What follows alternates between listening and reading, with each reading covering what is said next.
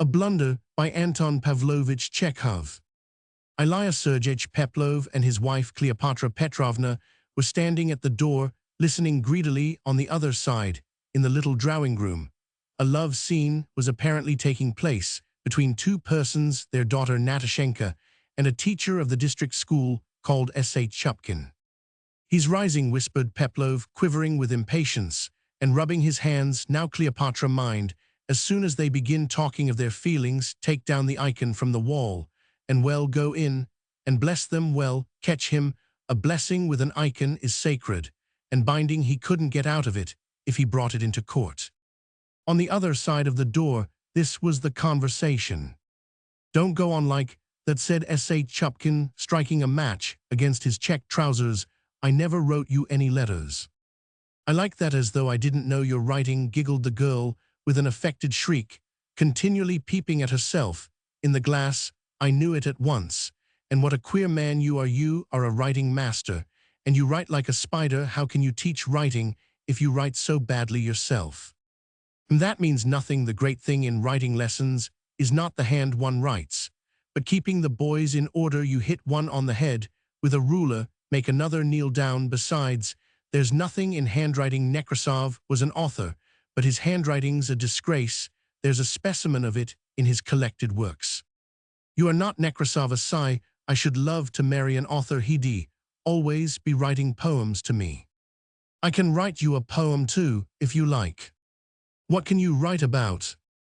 "Love passionate eyes. You'll be crazy. When you read it, it would draw a tear from a stone. And if I write you a real poem, will you let me kiss your hand?" "That's nothing much. You can kiss it now, if you like." S.H. Chupkin jumped up, and making sheepish eyes, bent over the fat little hand that smelt of egg soap. "Take down the icon," Peplov whispered in a fluster, pale with excitement and buttoning his coat as he prodded his wife with his elbow. "Come along now." And without a second's delay, Peplov flung open the door. "Children," he muttered, lifting up his arms and blinking tearfully, "the Lord bless you, my children. May you live fruitful and multiply." And I bless you too," the mama brought out, crying with happiness. "May you be happy, my dear ones. Oh, you are taking from me my only treasure," she said to S.H. Chupkin. "Love my girl, be good to her." S.H. Chupkin's mouth fell open with amazement and alarm. The parent's attack was so bold and unexpected that he could not utter a single word. "I am in for it. I am spliced," he thought, going limp with horror. "It's all over with you now, my boy. There's no escape." And he bowed his head submissively, as though to say, "Take me, I am vanquished." "Blessings on you," the papa went on, and he too shed tears. "Natashenka, my daughter, stand by his side. Cleopatra, give me the icon."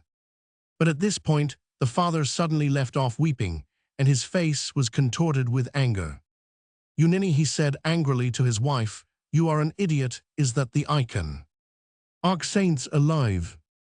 What had happened? The writing master raised himself and saw that he was saved. In her flutter, the mama had snatched from the wall the portrait of Chekhov, the author, in mistake for the icon old Peplov, and his wife stood disconcerted in the middle of the room, holding the portrait aloft, not knowing what to do or what to say. The writing master took advantage of the general confusion and slipped away.